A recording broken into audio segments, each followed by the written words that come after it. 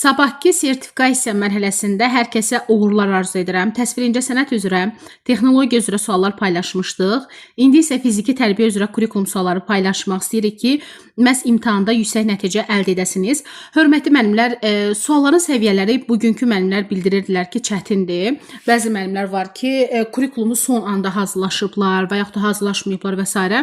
Təbii ki, qruplarda müəyyən məlumat var idi ki, kurikulum sualları çətin idi. Düzdür, bizdə 10 kurikulum yazan 9, 8, 7 baxır müəllim nə zaman qoşulubdur və nə qədər vaxt ayırıbdır kurikuluma. Və qeyd etmək istəyirəm ki, elə müəllimimiz var ki, 7 kurikulum yazıb, amma ixtisasdan kəsilib. Yəni müəllim keçidi keçə bilməyibdir. Ona görə də ixtisas da kurikulumda çox vacib lazımdır. Sabahki müəllimlər də mütləq şəkildə ixtisas və kurikulum suallarını diqqətlə oxusunlar. İnşallah ki, hər birinizin nəticəsi gözəl olar. Deyilənlərə qulaq asmayın. Çünki orada biz olmamışıq, kurikulum suallarını görmürük, bilmirik necədir. Və ixtisas suallarında təbii ki, görən müəllimlər bilir. Ona görə də çox həyəcan etməyin. Oxumusunuzsa, əziyyət çəkmisinizsə, əlbəttə ki, bəhrəsini görəcəksiniz. Suallarla sizi tanış etmək istəyirəm. Demək, birinci sualdan başlayıram.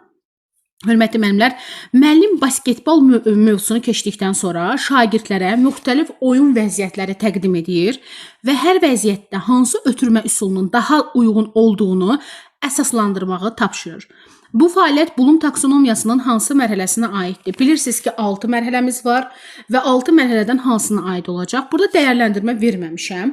Dəyərləndirmə versələr də biz çaşdırmırıq. Niyə? Çünki bizdə buradan hansı ötürmə üsulunun daha uyğun olduğunu əsaslandırmağı tapşırır. Yəni burada fakt lazımdır ki, biz bunu əsaslandıra bilək. Yəni biz onu təhlil etməliyik, analiz etməliyik və üzə çıxartmalıyıq ki, məhz bu ötürmə zamanı, yəni hansı ötürmə bizə lazımlıdır, daha uyğundur və bunu biz əsaslandırırıq. Cavab olacaq D bəndi. Hörmətli müəllimlər, təhlil etməklə dəyərləndirmənin fərqi var. Biri var, mənim şəxsi fikrimi söyləyirəm, öz fikrimi müdafiə edirəm, öz fikrimlə bağlı yəni bir məqam deyirəm, münasibət bildirirəm. Bir də var ki, mən mütləq şəkildə nəyisə önə çıxardaraq və yaxud da dərinə gedərək o faktla əsaslandırma aparacağam. Yəni mən buradakı fakt, ötürmə hansıdırsa, kitabda qeyd olunan hansıdırsa və həqiqətən də fiziki tərbiyə üzrə basketbol mövzusunda hansı məqamdırsa, mən onu əsaslandırıramsa, bu təhlil etmə mərhələsi olacaq. İndi gəlirik sizinlə ikinci sualımıza. Müəllim futbol üzrə dünya çempionatının keçirildiyi ölkələri xəritədə göstərməyi və həmin ölkələrin iqlim şəraitinin oyunlara təsirini izah etməyi tapşırır.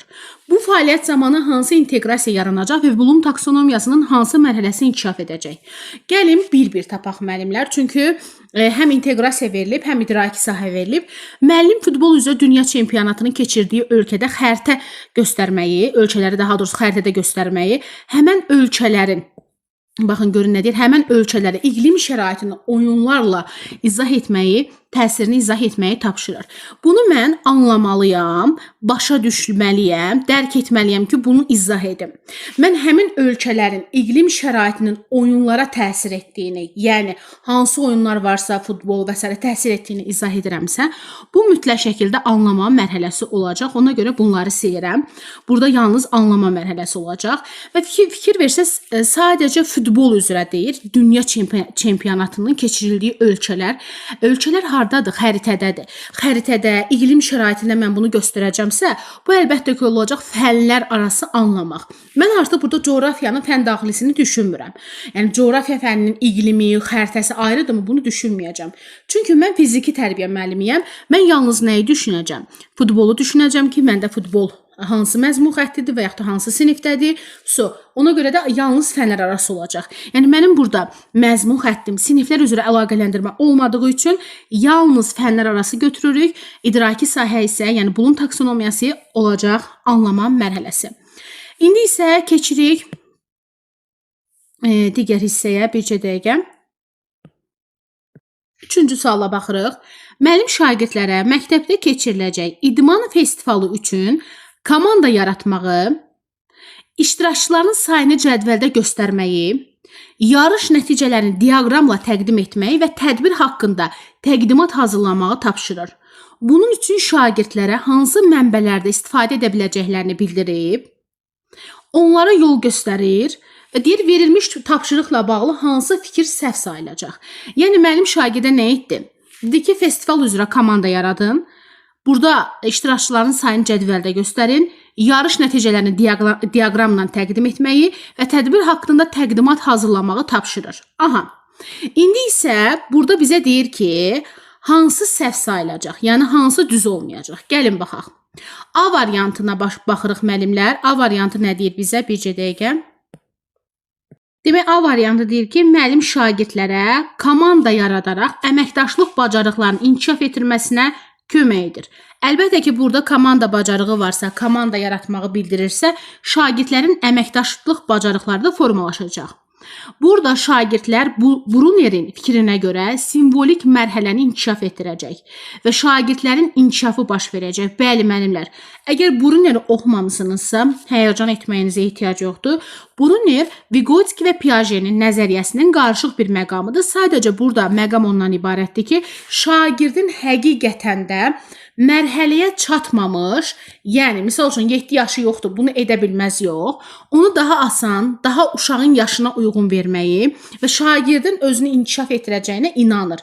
Yəni şagirdi yaşa görə gözlətmək Piaget kimi özünü inkişaf etməsini yox, şagirdin həqiqətən də yaşı az olsa da həmən şagirdə proqramı mənimsədə biləcəyimizi və bu onun yaş səviyyəsinə uyğun həyata keçirilə biləcəyini bildirir. Vygotsky də deyirdi ki, müəllim dəstəkçi olmalıdır. Bruner deyirdi ki, müəllim dəstəkçi olsa da müəyyən bir müddətdən sonra öz dəstəyini azaltmalıdır. Ona görə burada doğru olacaq simvolik mərhələdir. Bu prosesdə mütləq şagirdlər özləri araşdırma prosesini aparmalı, özləri inkişaf etməli və araşdırma nəticələrini özləri tapmalıdır.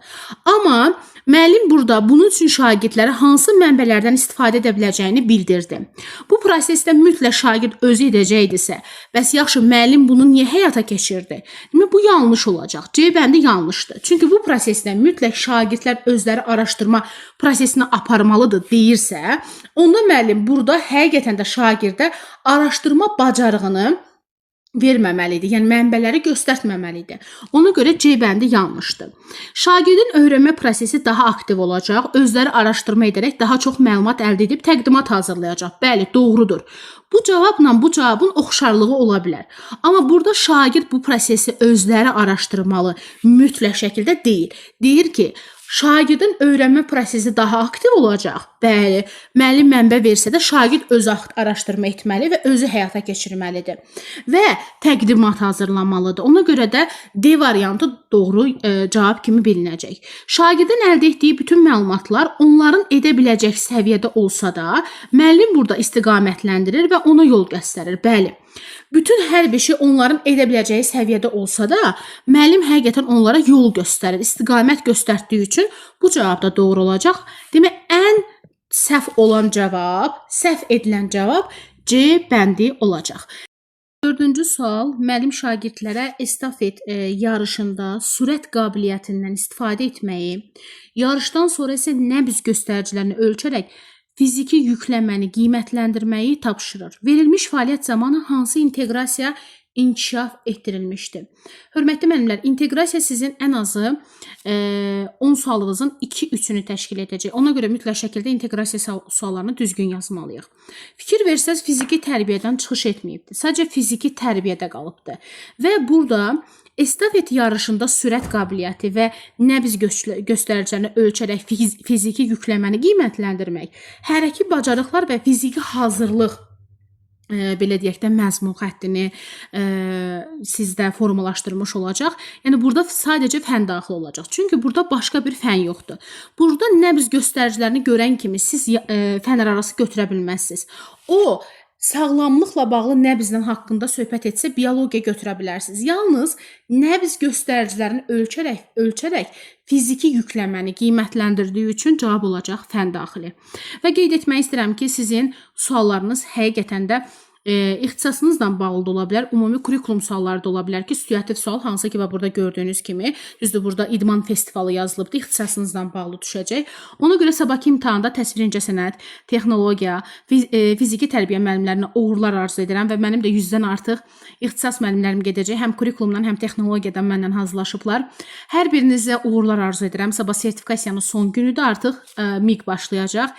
İnşallah ki, nəticəniz nə olursa olsun, siz çox əziyyət çəkmisiniz.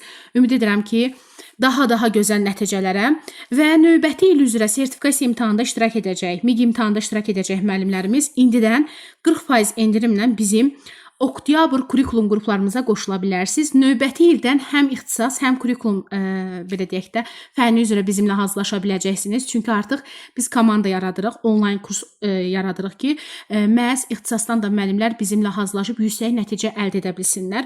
Odur ki, bizimlə əlaqə saxlayaraq yüksək nəticəyə imza ata bilərsiniz və sabahdan sonra sertifikasiya müsahibə mərhələsinə artıq qeydiyyat başlayır. İyul ayında dərslər başlasa da indidən qoşulan müəllimlərə 40% endirim ediləcək. Müsahibə mərhələsi fərqli olacaq müəllimlər. Həqiqətən də çox fərqli olacaq. Artıq asan da olmayacaq. Bunu nəzərə alın. İnşallah ki, sizinlə müsahibə mərhələsində də görüşərik, belə videolar çəkərik və sizə dəstək olarıq. Sağ olun müəllimlər.